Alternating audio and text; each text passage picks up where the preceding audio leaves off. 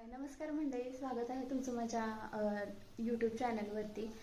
तर आत्ता वाजलेले आहेत 7. तर आज खरं तर मला स्वयंपाक करायचा जास्त नव्हता, म्हणून म्हटलं चला आज एखादा मोठा ब्लॉग शूट करूया. तसं तर हा माझा पहिला ब्लॉग आहे, तर माझा पहिला अनुभव आहे. तर तुम्ही प्लीज मला समजून घ्या, जर म्हणजे काही वाटलं तर. आणि प्लीज ब्लॉग कंटिन्यू करा, पूर्ण शेवटपर्यंत बघत राहा. आणि प्लीज माझ्या चॅनलला लाईक करा, शेअर करा आणि सबस्क्राईब करा. कारण तुमचा सपोर्ट असेल तरच यात माझं म्हणजे पुढे काहीतरी होऊ शकतं. तर चला. तर इकडे आज काही स्वयंपाक नव्हता, कारण आज सकाळीच नॉनव्हेज केलं होतं. तर इकडे मी आता रस्सा गरम करायला ठेवला आहे आणि इकडे भात लावला आहे. तर आता फक्त मला भाकरी करायची आहे, पण म्हटलं आता बाळ माझं बाहेर खेळते, ते माझं बाळ खेळते बघा.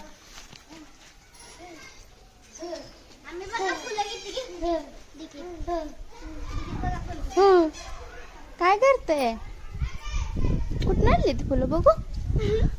अय्यो, ऐ फुलं गोळा करत बसलायस वे चको, इकडे बघ. हा बघ. तर बघा, मी एका माझ्या शॉर्ट व्हिडिओमध्ये तुम्हाला दाखवलं होतं माझं मोगऱ्याचंच आहे. तेव्हा खूप जास्त कळ्या आणि फुलं होती. आणि हे बघा, हे पण झाड मी तुम्हाला म्हणजे माझ्या शॉर्ट व्हिडिओमध्ये दाखवलं होतं. ह्या झाडाच्या पानांना ना काटेत, खूप जास्त जोरात टोचतं बरं का हे झाड.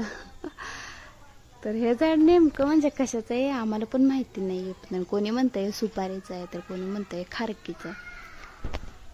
तर तुम्हाला माहिती आहे का हे झाड नक्की कशाचं आहे?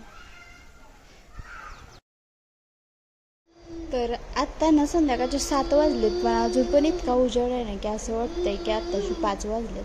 तर इकडे बाहेर मस्त हवा सुटली होती, म्हणून मग माझं बाळ पण खेळत होतं. म्हणून मग, आणि तसं पण आत्तीचं मळ्यात नाही यायचं टाईम झालं होतं, म्हणून म्हटलं आता इथेच बसावं थोडा वेळ. तोपर्यंत आत्ती पण आली आणि मग मी ते तिच्यासाठी आधी चहा केला आणि नंतर मग भाकरी करायला घेतल्या. तसं तर आम्ही घरात चौघच आहे आणि त्यामुळं भाकरी काही 4 ते 5 भाकरी आम्हाला भरपूर होतं.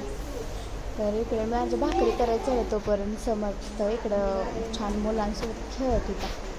तर त्यांना मुलं असल्याने दुसरं काही लागत नाही. आणि नंतर आमचं मस्तपैकी संध्याकाळचं जेवण वगैरे झालं आणि भांडी धुवायला घेतली. खरं तर आता इथंच माझं काम संपलं नव्हतं, कारण आज आमच्या गावचा आठवडी बाजार होता. तर मी बाजार पण आणला होता आणि सोबत मामांनी ना आज येताना मासे पण आणले होते. तर मासे तर काही मी आत्ता बनवले नाहीत, कारण असं जेवण सगळं होतं म्हणलं ना, मी काय मासे बनवले नव्हते. तर इकडे माझे भांडे वगैरे धुवून होते, तोपर्यंत मग समर्थ बघा इकडे त्याच्या आजोबांसोबत बाहेर फिरणं चालू होतं त्याचं. तर हे त्यांचं असं रोजचं रुटीन आहे. तर आता मासे आता बनवायचं नसलं तर म्हटलं चला आता वेळ आहेच, तर मग मॅरिनेट करून फ्रीजला लावूया, म्हणजे आपलं तेवढं सकाळचं काम वाचेल. तसं मॅरिनेट करून मी फ्रीजला लावले. आणि मग इकडे त्यांनी बाजारातून भाजीपाला आणलेला तो निवडायला घेतला. तर इकडे मी सगळे बटाटे, कांदे, हे टोमॅटो वगैरे सगळं एका साईडला काढते आणि बारीक बारीक भेंडी वगैरे ते आहे सगळं ते एका पाटीमध्ये काढून घेतलं आणि ते सगळं स्वच्छ धुवून घेतलं. म्हणजे कसं होतं ना, आत्ता धुवून रात्रीचं ठेवलं ना की मग रात्रभर त्यातलं सगळं पाणी नितळतं आणि मग सकाळी मग आपल्याला लगेच फ्रीजमध्ये ठेवायला बरं पडतं. आणि सगळं पाणी नितळलं ना फ्रीजमध्ये मग ठेवलं की जास्त वेळ आपल्या भाजीपाला टिकतो पण बरं का. तर हे माझं दर शुक्रवारचं रुटीन आहे बरं का. म्हणजे स्वयंपाक वगैरे जेवण वगैरे झालं की माझं बाळाला झोपून हेच काम म्हणजे सगळं सुरू असतं. तर इकडे मी सगळं व्यवस्थित धुवून वगैरे घेतलं बरं का.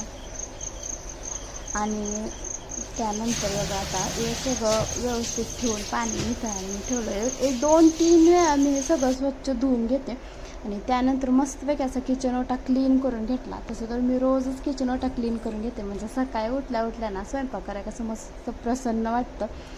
तर हे सगळं आवरून मला आता 10:30 वाजले होते आणि इकडे माझं बाळ पण झोपले. आणि मग अशी ना मी बाजारातून त्यांना वडापाव आणायला सांगितलं होतं, ते काय त्यांच्या लक्षात राहिलं नाही, म्हणून मग आत्ता येताना त्यांनी माझ्यासाठी